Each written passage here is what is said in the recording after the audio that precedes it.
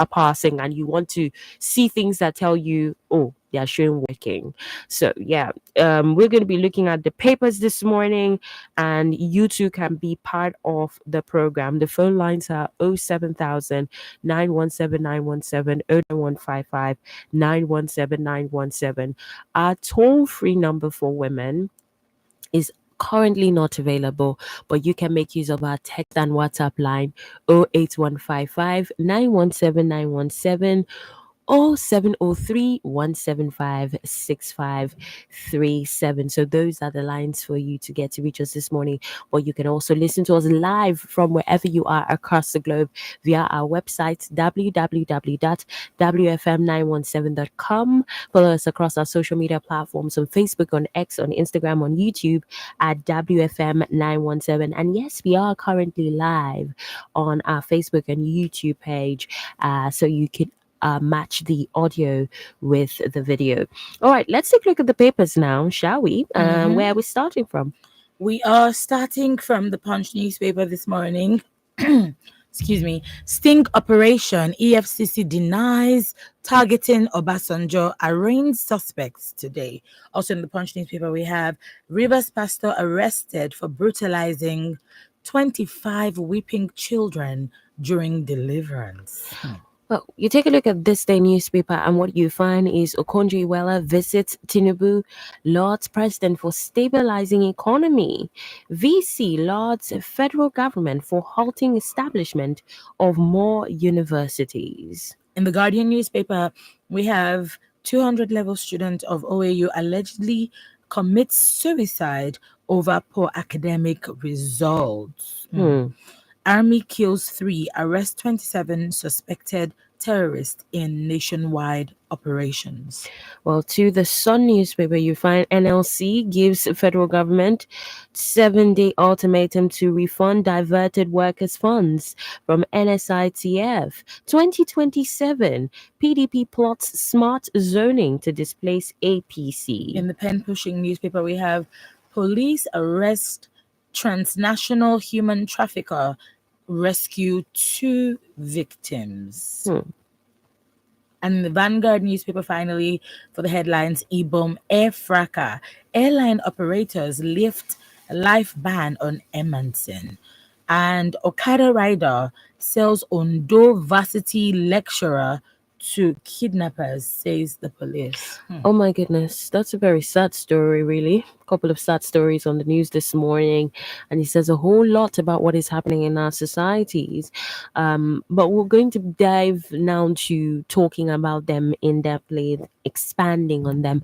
And we have with us our analyst this morning, very respected, Emmanuel Olunade. Good morning to you, Emmanuel.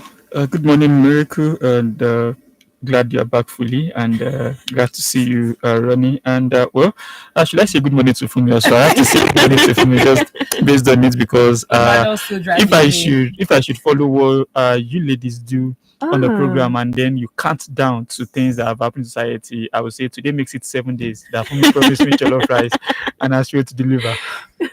God, deliver me. Okay, you have to deliver on your promises. Because the next time he's going to be counting down. Yeah, maybe next time I'm here, I'll count 14 days. Okay, thank you so much always for joining us, Emmanuel. Always a pleasure to be here. All right, so there are a couple of headlines I just want us to, zoom through because we just cannot avoid them. And I'll start with this one. That we saw, sad news from the Nation newspaper. It says 200 level OAU medical student commits suicide for failing exams twice. Emmanuel, you know how the school system is. First of all, there are the conversations around the fact that what our current educational system offers does not prepare students enough for the outside world. And then there is expectation of having to navigate choosing courses that you never actually applied for. So you applied for medicine and surgery, and then for some reason you're given anatomy or physiology or psychology or whatever, you're having to navigate that. And then the immense pressure of the average youth, which is, I need to finish school, I need to stand on my own, I need to become an adult. And then you're dealing with lecturers. And I mean, suicide, is that supposed to be the final option? Well, it's so sad, and it talks about may so rest in peace. Hmm. And I hope that the family would just have the strength to proceed at this particular moment, because when you look at what has happened, I think there are things they don't teach in the four walls of classroom, and failure is not the end of life. I'll tell you, we've all failed at one point or the other in Hmm. life, and that was not the end of life. What actually makes you a failure is when you stop going. So when you fail, you need to keep Hmm. going. Hmm. If you fail one time, you fail two times, you just need to keep going. And what was it called? The more you fail, the more you learn how to do things in a different ways. So I think for him, I don't know the pressure, I don't know the background story, I don't know what Hmm. is happening within the family, I don't know what is going on in school, I don't know his state of mind. And I think it's a sad one, and this should not be something that we see in our academic institution except among students. And I also would appeal at this point to lecturers and teachers who sees themselves as demigods to also learn that life doesn't stop in classrooms. Life moves around, moves outside classrooms, and the student they look down on to or on today, the student they picked on today, will be something great tomorrow. Hmm. And sometimes I even wonder maybe why some of our leaders abandon the education sector is the fact that they've experienced hostile environment from some, and they vow that they are going to deal with them. Because I try to wrap my hand around why leaders don't like investing in education. Hmm. I know for their own political gain to keep people in abject poverty, but I also feel like we need to have an environment where there is interaction between teachers and students, Mhm. where students feel part of whatever it is they are being taught. It's a shame what has happened. It's sad, and I don't think this is something we would like to see in Hmm. our educational institutions. Hmm. But students should learn that failure is not the end of life, Hmm. and at one particular point or the other in our lives, we've actually failed. If I ask Yes. you, have you failed before? You will Of tell me. course I Have you asked have. for me, have you failed before? You will tell me.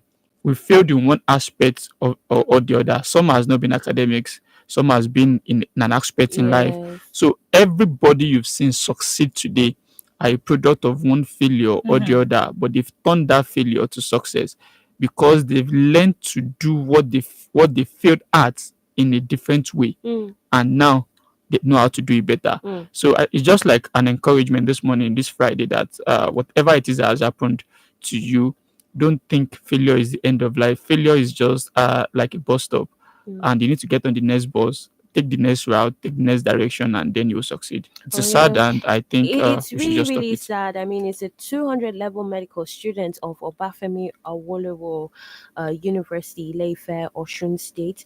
His name is Ajibola Ibitayo.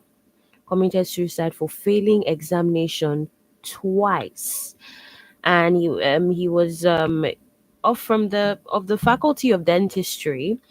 He committed suicide after learning that the result of the last semester examinations released yesterday would require him to repeat part two for another academic year. He had to repeat part two during the last session, and they said, according to the report, the student, whose father is a medical doctor, reportedly injected himself at his parents' home in Ejibo, Osun State. So I'm looking at different factors too. What role also do parents play in the fact that young children come to the option of suicide?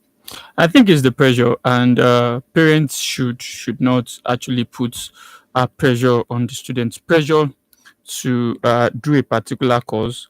I'm speaking from the angle that I had a friend who actually committed suicide. Very interesting young boy back then. Also due to the fact that he never failed, but due to the fact that he had to follow his father's dream, not his own Hmm. dream. Hmm. And I think he got overwhelmed. He couldn't take over his father's empire and had to call it quits. So when you look at all these things, I think we should also look at the pressure from parents. You want your child to be a lawyer, you want your child to be a pilot, but what does the child wants to be in life? What does the child do freely? What does the child wake up and do? We have people that are dreadlow and today they are dancing all around. Fouls, the bad guy, is an example of that. Hmm. We had people that had done miracle that went to Big Brother Nigeria, a pilot, but Mm-hmm. stopped to just go and have fulfill a part of his own dream that makes him happy. So when you look at all this, I think parents should understand their child. The so-called cliche profession that we do put on our head back then, I think we have more people that earn more, a whole lot more money. Creatives earn a whole lot more money. Back then, if you tell your parents you want to be a dancer, they will beat you off it. If you tell them you want to do this, they will beat you off it. But those are the things bringing in money right now. So I think at this point, we should look at the impact of parents and how they also treat their children. Pressure is not good for a child who is going through so much pressure in life already. I understand you want them to be somebody in life.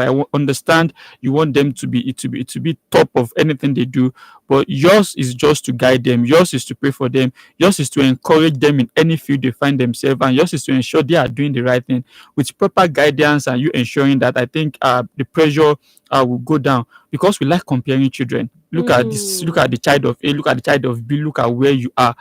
So a lot of diminished statements, but everyone has a role, everyone has a lane to run. And I think we should look at the parenting aspect of it and speak to it, while also we encourage and we speak to children to do their best to burn the oil now and ensure that they get the best out of whatever life has thrown at them. That even when they fail, that doesn't stop them from being who they are, who they are going to be in life. Read stories of great men, let them know that that is not the full stop to life. So I think at this point, parents and also the children have a whole lot to play, a whole lot of role to play. But I think at a very young age, parents should know who their son or daughter is and help them develop in that aspect. Find that thing they do with ease. Find that thing they do without stress. Find that thing they will wake up even without being paid to do it, and they will do it perfectly well, and encourage them to go for it. If they had forced me to study probably medicine right now, maybe I would have been arrested because I don't have a flair for that. But just see my parents waking up and be like, "Oh, you have to do medicine. You have to be a doctor." Yeah. Well, I don't know the kind of doctor I'm going to be now. Maybe a traditional doctor, a traditional doctor or something. But All I right. think it's just parent understanding what their child loves and encouraging them to go for it. Well, right now the time is 15 minutes to 8 on your Women Radio 91.7, Nigeria's first and only radio station for women and their families. And this is the newspaper review. We have with us Emmanuel Olulade, who happens to be our analyst for today. I am Miracle Philip. And I'm Fumi Bambara. All right, let's take a look at this paper here, Fumi, the one that speaks to Okonjo Iweala. Right. This is from the Premium Times newspaper. Okonjo Iweala praises Tinubu's economic reforms, outlines next step. The Director General of the World Trade Organization, Ngozi Okonjo-Iweala, has praised President Bola Tinubu's economic reforms for stabilizing Nigeria's economy, despite widespread hardship, and called on the government to focus next on growth and protecting vulnerable citizens. She, a former Nigerian finance minister, said this on Thursday while speaking to journalists after her meeting with Mr. Tinubu. You cannot really improve an economy unless it's stable. So he has to be given the credit for the stability of the economy. So the reforms have been in the right direction. What is needed next is growth, she said. She added that while stability is important, it must be followed by measures to protect those most affected by the reforms, such as the removal of fuel subsidies and the unification of exchange rates, changes that have driven up living costs. She emphasized the need for stronger social safety nets to shield Nigerians from the impact of sweeping reforms. We need to put in social safety nets. We need to put it in social safety nets so that people who are feeling the pinch of the reforms can also have support, some form of support to be able to weather the hardship. How do we build social safety nets to help Nigerians cushion the hardships they are feeling? And then how do we grow the economy so we can create more jobs and put more money in people's pockets? These are the issues that we discussed with Mr. President Emmanuel. I actually like that. She said that while stability is important, it must be followed by measures to protect those who have been mostly affected by it. Because if you ask the average Nigerian down the road, they would most likely disagree with her and what she's saying. What's your reaction to this? Well, if you ask Okonjo, well, I gave you a balanced but diplomatic review of Nigerian economy, and considering her position as WTO leader, she had to do that.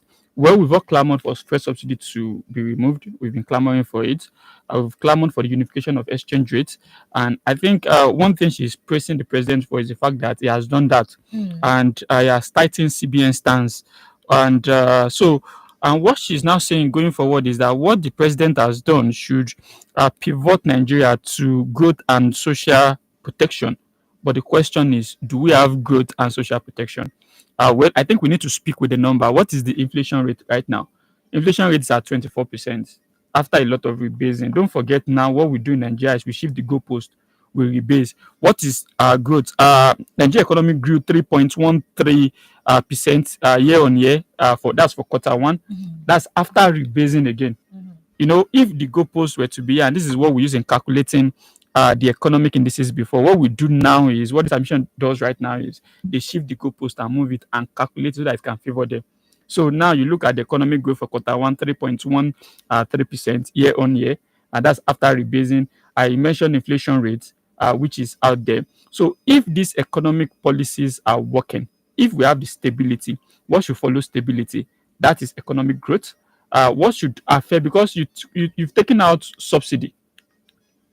Now, that money should be put into social safety net, where an average Nigeria can the removal of subsidy does not affect an average Nigeria that much. It ought to be like a cushioning effect for what you've taken out.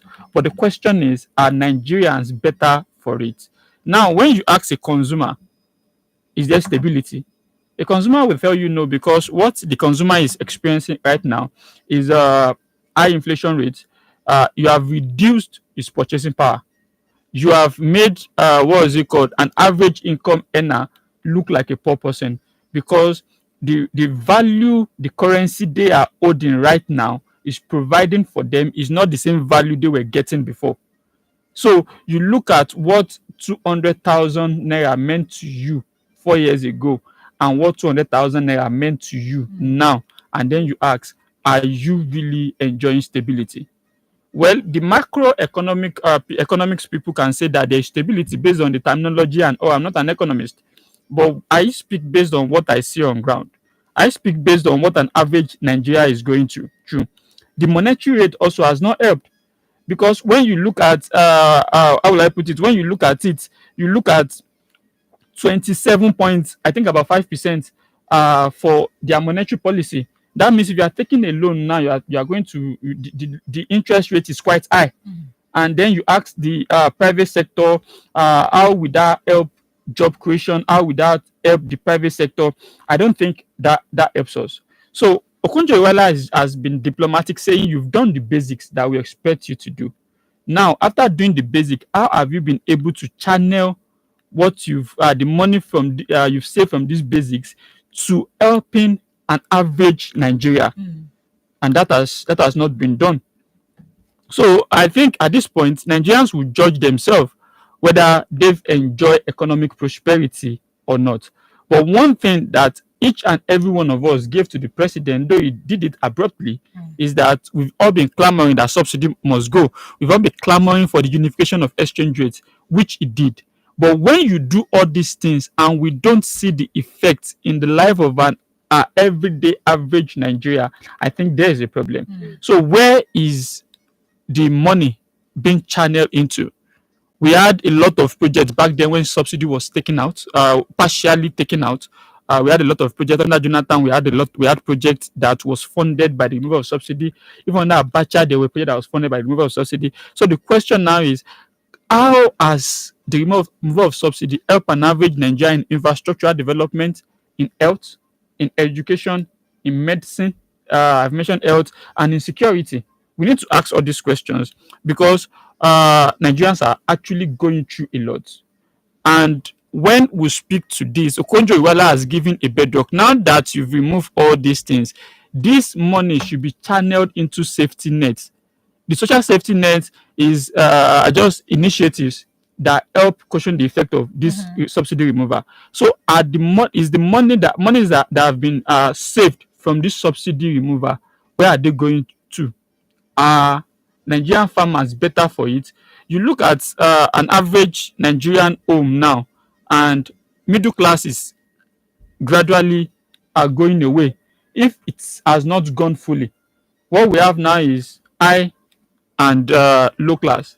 Before, the middle class in Nigeria were referred to as the civil servants because they live a comfortable life. And how much were they earning back then? But you look at it right now, even any 200,000 naira a month, I don't think how it does it for you. Earning 100,000 naira a month, because you spend about 30% of your earnings on transportation. Transportation is not smiling. Electricity is not smiling. Subsidy in electricity gone.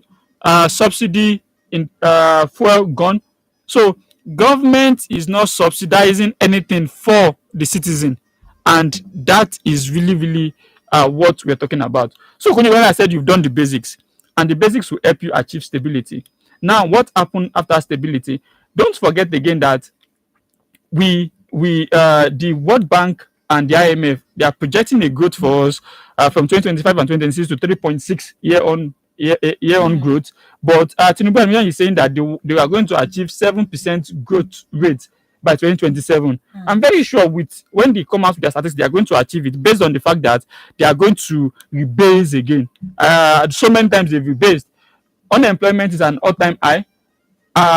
Their own figure has been rebased, saying that unemployment is about 2%, other employment is about this percent, but everything is rebasing. But when you go to the streets, it speaks to whatever it is that is happening to feed. People that will meet you on the way to beg for funds to feed themselves or their family, they are getting much on the streets. People are trying to survive.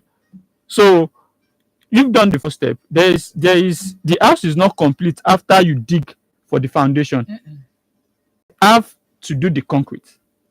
You can't dig a foundation and tell me the house is complete.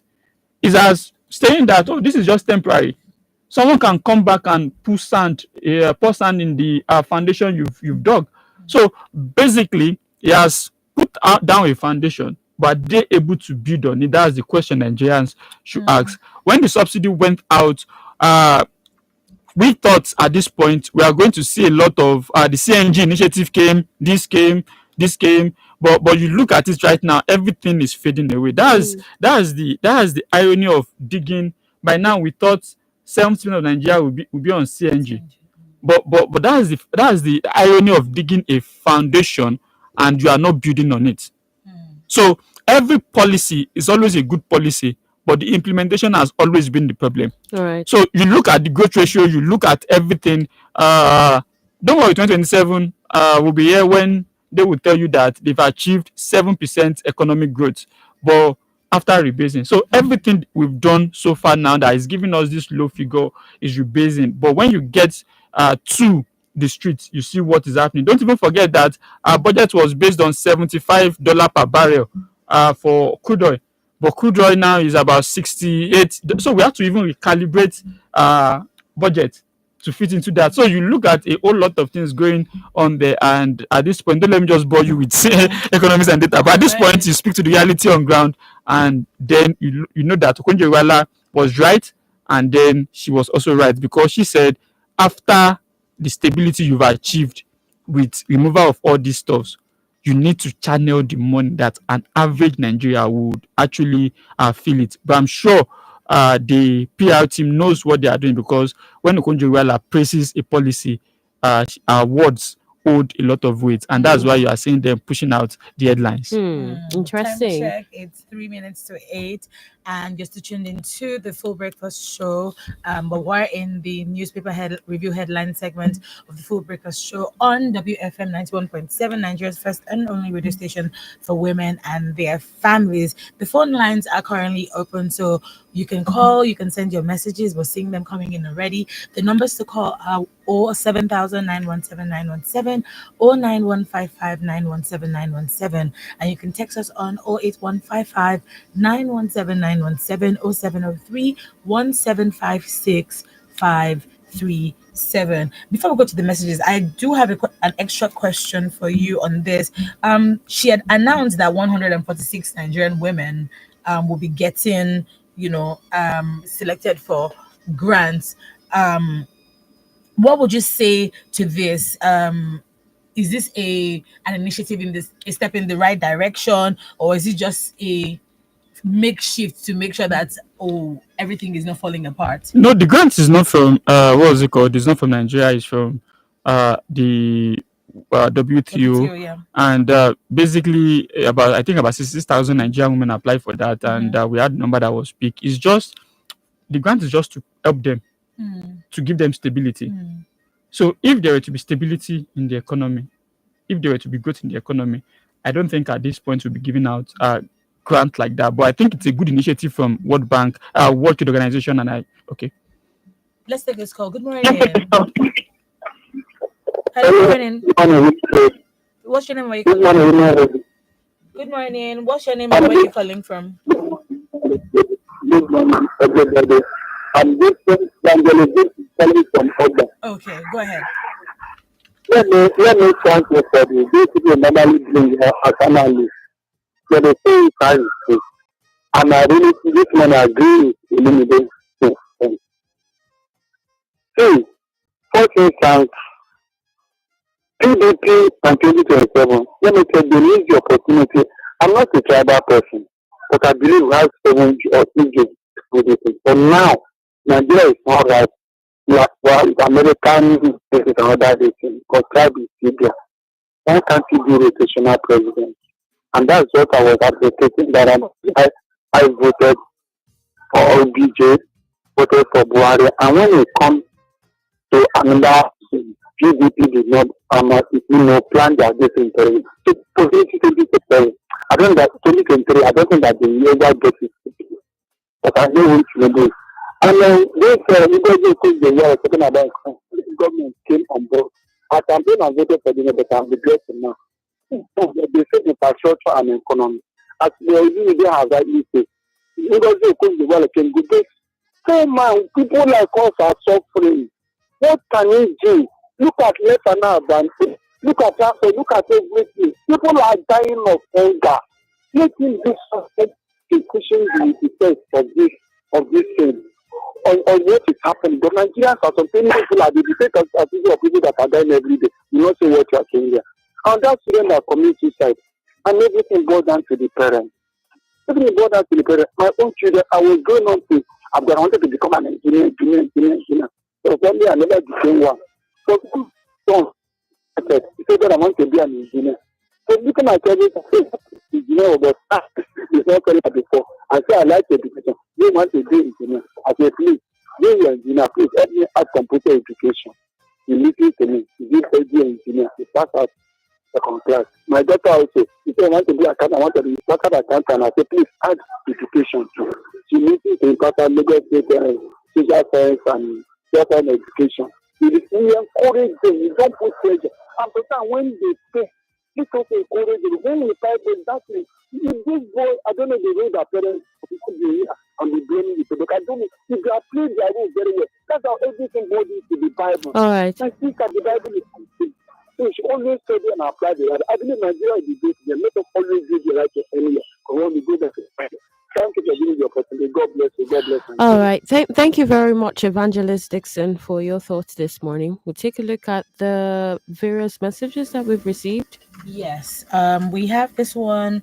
It says, "Good morning to you all in the studio and happy weekend. The woman I respect so much, which is Madam Ngozi Okonjo-Iweala, is trying to spoil my day by telling us that Tinubu reforms is in order when the citizens are in pain and torture.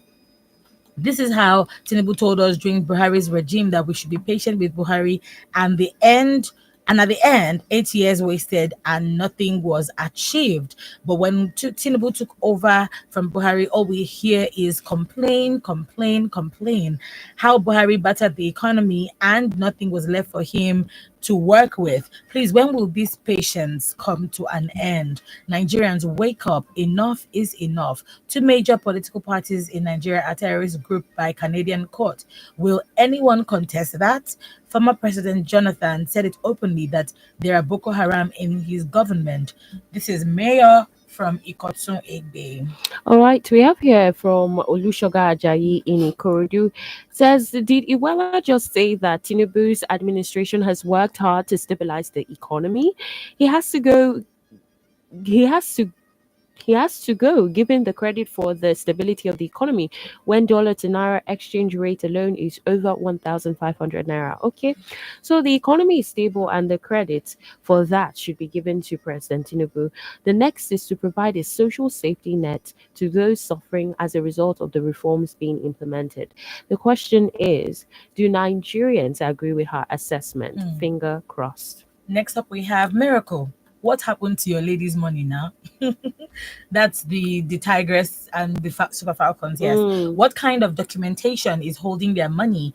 Being a political mouthpulation, Emmanuel. As long as the top class of the country centrifugal cycle is still doing well, Nigeria is doing well. That's their belief, as they don't have access to the roads that lead to the markets and farms. She's not living in Ogwashi, and neither is any of her children. She does not go to Abuja on the road like I did 3 weeks ago. She does not travel from Lagos to Asaba with 42k on a bad road like I did yesterday. Ngozi, well done. But you cannot go to Ogwashi Uku today. This is Prince from Asaba currently. All right, and we have a message here from Barista Ugo Suji from Festac. It says, good morning, Women Radio, presenter Miracle Philip, Fumi, and our analyst Emmanuel. I love the preambles of this morning's newspaper review as the year ends. Citizens may be asking, what has the government and local governments been doing? Our last two political parties, to wit, the PDP and the APC, have been declared terrorist political movements in faraway Canadian court. Query, was it because the PDP as a political party that came into existence in 1999 met Boko Haram romantically called bandits threatening the very fabrics of the foundation of Nigeria and couldn't solve it? And behold, APC government came into existence in 2015, saw Boko Haram morphed into full-blown terrorists Lakurawa and US Mahmouda, still counting, folding their hands, rather schooled in primitive capitalist accumulations, squandering of riches. Maybe the reason Nigeria and Nigerians are being gaslighted as terrorist country. Well, where is the place of Section 14, subsection 2b of the Constitution 1999 as amended, that ordained security and welfare of citizens being the primary responsibility of every government? On those university students that are committing suicide due largely to poor performances, it's not the best path to follow, as there will always be a tomorrow to make corrections. But if what philosopher Albert Cadmus said may be brought to the fore, he said, when life becomes a torture and existence has lost its essence, that man should resort to suicide. No, no, no, as failure may murder success tomorrow, provided you can wait and not be tired by waiting. With regards to former Minister of Finance, Ngozi Okonjo-Iweala, and her statements in the Marble, must not be misconstrued that the economy is doing well. Rather, a univocal statement of belly laugh, I humbly submit. And we have here from Facebook as well, as we are live, Dr. Mrs. Ma Olebara from Owerri says, which economic reform is Ngozi Okonjo-Iweala talking about? I'm so surprised that this is coming from her, a reform that has diminished lives and living out of the masses. All right, thank you very much for your messages. Keep them coming on the program. The phone lines are still open: 07000 or 9117. You can equally send us a text message or a WhatsApp message to 08155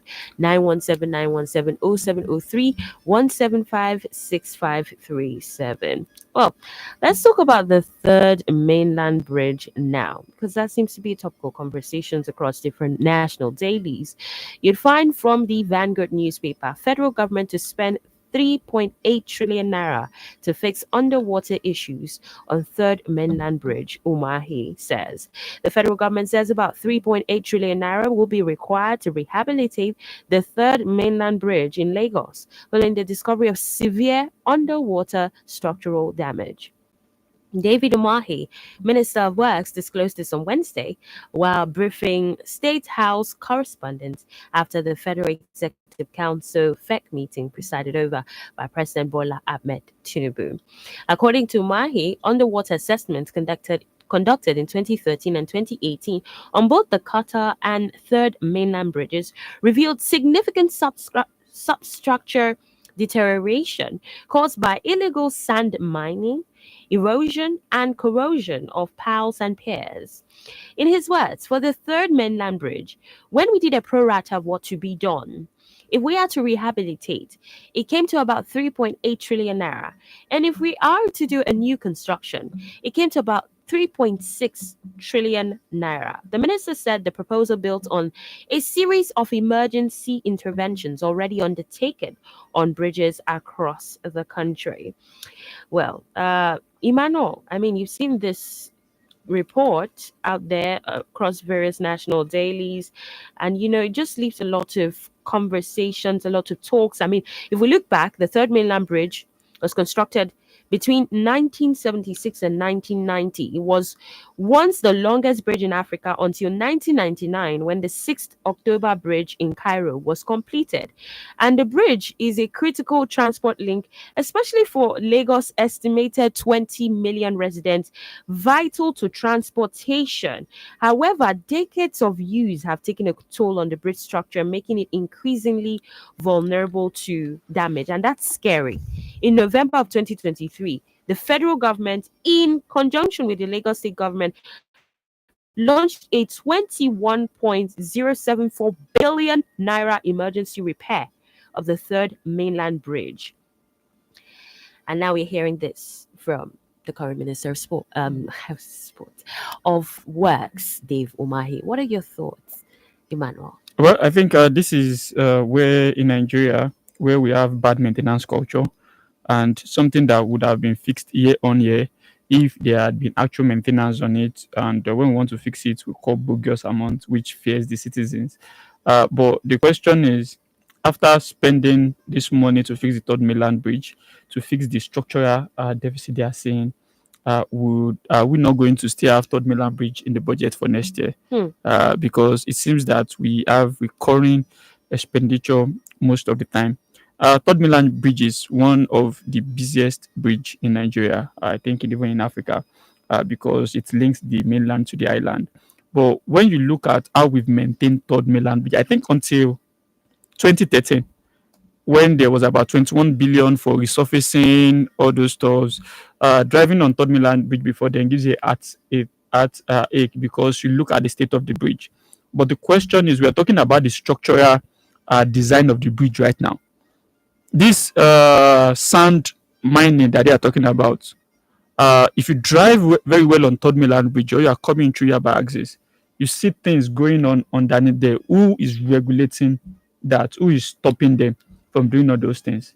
So if you cannot put a security or a safety measure in for the bridge, we'll keep spending money on the bridge like this, because it seems that people do have a fit day destroying things, infrastructures in Nigeria. Don't forget that railings is one of the things that gets removed every time. I remember applying this route on this long bridge when it was fixed and then they put street lighting into it. One afternoon I was passing and I even saw that they were trying to remove the poles for the street light and they will sell as scrap. So I think at this point, what one of the things we should be concerned with is how do we protect our infrastructure? Because we can't keep spending billions and trillions of naira on this infrastructure and we are not able to maintain them. And my advice to the minister for works is he needs to keep the receipt of all these things he's doing, Hmm. because questions will be asked later on. So I would just advise that, well, if in his own church mind is doing the right thing, is doing the work diligently, I think he should just keep the receipt. But if engineers, if structural engineers are saying that we have a problem with Third Mainland Bridge, I think it's something that we should look into. So I don't want to go into the old budget because they've not given us the breakdown. I'm hoping that they will provide a breakdown of that to us. Hello, good morning. Good morning, Miracle. Good morning, Emmanuel. Good morning, Fumi. How are we today? What's your name and where are you calling from? Yeah, Mr. Prince, currently in Asava. Oh, Mr. Emmanuel, thank you so much for your analysis this morning. Miracle, you need to answer me, my girls, what happened to their money? Why is their own Hallow chamber has refused to hallow them? Okay. You were talking this morning. I was thinking I will hear you well.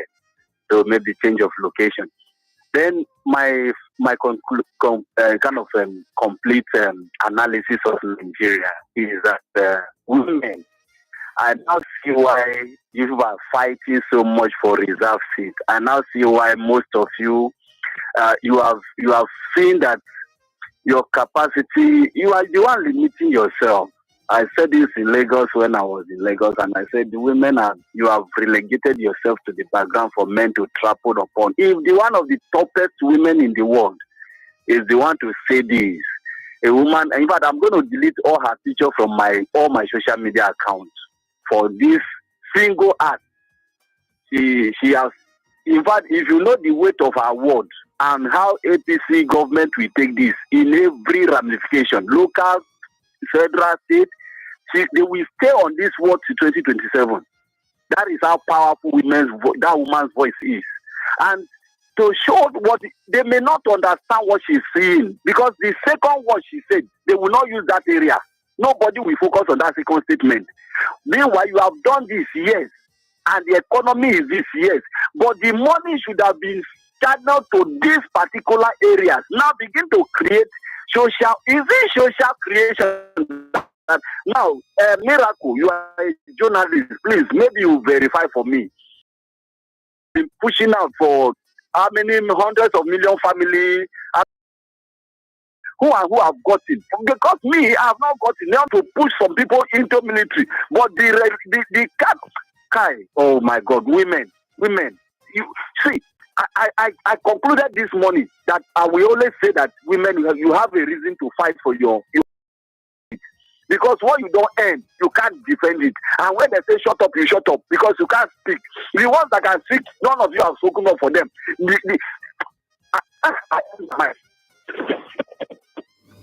All right, thank you very much, Prince. I know you spoke to so many things, but Emmanuel, you want to? Okay, let me just speak from first Ngozi Okonjo-Iweala. I don't think at this point you should criticize her. She gave a statement based on the kind of office she's holding, and then she gave a full analysis of the statement. And then she also said that why they were in Abuja to empower 160 women with watch organization is the fact that these are the kind of social safety net they are talking about. So she gave a practical example of what she was coming to do. While she applauded the president for removing the subsidy, she also said that this should be put into proper use, and that is when the effect will be fully seen. So I think she gave her own statements based on the kind of office she's holding, based on her pedigree. So, but be rest assured that if I were to even work for the president, I think I would take the first part of the statement and tell you that Okonjo-Iweala hails the president. They didn't even frame the headline very well. I would have framed it better to ensure that, that is what is in the news. And you're not even talking about other points she raised. And for the special seat bill, I think at this point, we need to find a way to get our women into government. Because when you look at it, 990 something State House of Assembly member, just about 54 women. In the House of Rep, 15 women out of about 360. in the Senate just for women. One is on suspension right now.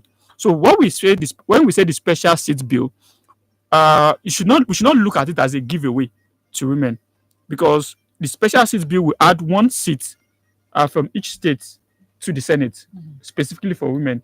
But we're not thinking about it this way. That I not going on special seat bill, I will have to campaign only my senatorial district. But if I'm going under the special seat bill, I have to campaign statewide, which is more stress, financial burden. But women are just saying that just give us a route. Let's get there. Let's show you what we can do. And when we show you what we can do, before the sunset clause on the bill in 16 years' time, that's for elections circle, you would have seen our capacity, and then we will not be begging to have a seat at the table. But they are saying that they are not coming to fight. Just see us as allies in Nigeria. And Nigeria is just like a home. A home is well built with a responsible father and a responsible mother. And I think maybe why we are not having a well-built Nigeria right now is because we've only involved the fathers. This is the time we need to involve the mothers to bring values into what we do. So that's just the take on that, Miracle. Yeah, okay. Well Thank you said. very much. Thank you very much, Emmanuel. Your take on that. And just so you know, Women Radio 91.7 and the Voice of Women Empowerment Foundation will host a reserved seat for women bill sensitization webinar. So yes, you want to know more about the reserved seat for women bill, you get to be a part of this webinar, empowering young voices, understanding the reserved seats for women bill. That's the theme. And yes, we will have a couple of speakers. It's going to be tomorrow at 11 a.m. Tomorrow, Saturday, 16th August 2025. There's also going to be data for first 100 youths. So go across our social media platforms and you get the link to join in. We have a couple of speakers, Chikas Kumle, Rebecca Gamaliel, also Emmanuel Ololade, also joining in. And for the advisory part of the webinar, Yeye Bumi Dipo, Salami, Austin Agbe, and Ene Ede. So it's one to look out for, hosted by Women Radio 91.7 and the Voice of Women Empowerment Foundation. And yes, Prince was asking a question about the $100,000 that's going to the Super Falcons. We saw this statement moving, around. Rashida Dajibade had come up to. We've not received that money yet. I think The promise has not been fulfilled yet. you asked me that question on radio. I think When we started off. yeah, with Tone, no, Yeah, there was an okay, edition. yeah. She asked me with Tone, and I told them that people were like, "No, why are they giving them the money?"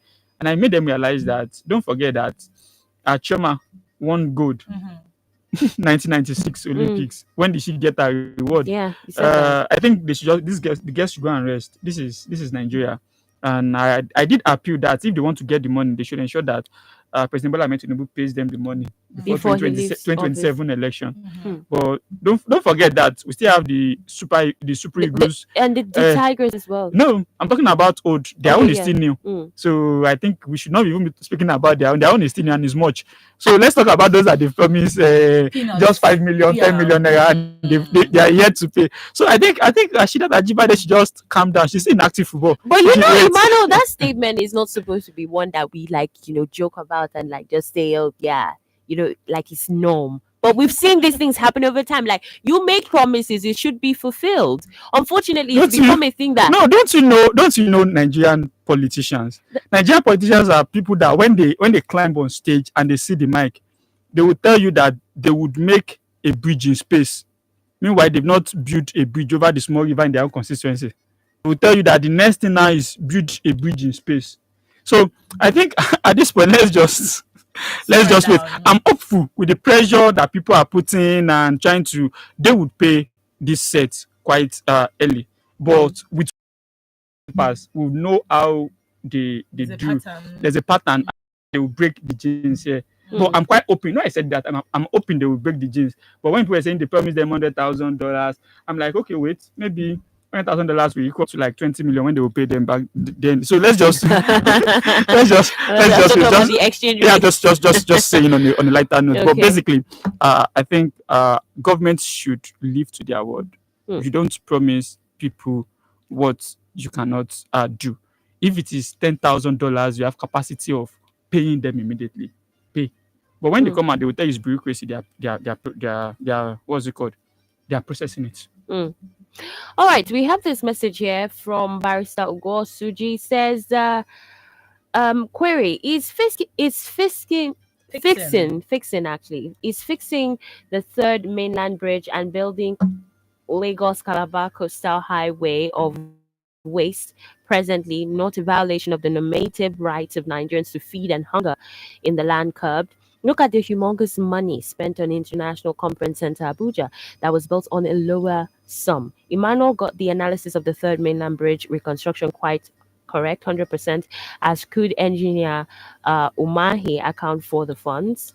And this is Barrister Ugo Suji from Festac. We also have here from Dio says, "Good morning, crew. When the government is built on lies, eye service, hypocrisy, propaganda, it won't prosper. It is clear, like daylight, that the foundation that brought this government into power is not free and credible. All they do is tax the daylight out of you, borrow to loot, and live their luxurious lifestyle while tightening the belt. Since the president entered through the back door of the cash and carry judiciary, he's turned the country to gangster paradise, laws to lawlessness." Well, thank you very much for your messages. It's 23 minutes past 8, and we've had, Emmanuel join us this morning. Just your passing shot as we wrap up. Well, I think Nigerians should just go about trying to doing their best that they have a civil society. But I think at this point, one thing we should always do is we should hold the government accountable. The government knows they go away. Government officials know that they get away with anything. That's why they are not being accountable. So I think at this point, we should hold the government accountable. It's weekend, and I would say, don't drink and drive. Maintain a safe space. Have fun. Unwind a little. Don't let the problem of Nigeria get to you. And join our webinar tomorrow. We'll talk about the special seats bill. And basically, I hope that my jollof rice will be ready come next week. He knows who's talking to. All right, people, this is where we get to wrap it up right here on the newspaper review. Thank you so much for joining in. Thank you so much for your messages and your comments and your calls as well. We'll be back next week, but coming up at 9 will be the news at 9, and at 9:05 will be Her Lens. Special thanks to our production assistant on the full breakfast, Orelua Wolabi, and our executive producer, Tom Okewale Shania. My name is Fumi Bangala. And I am Miracle Phillip. Good morning. Good morning.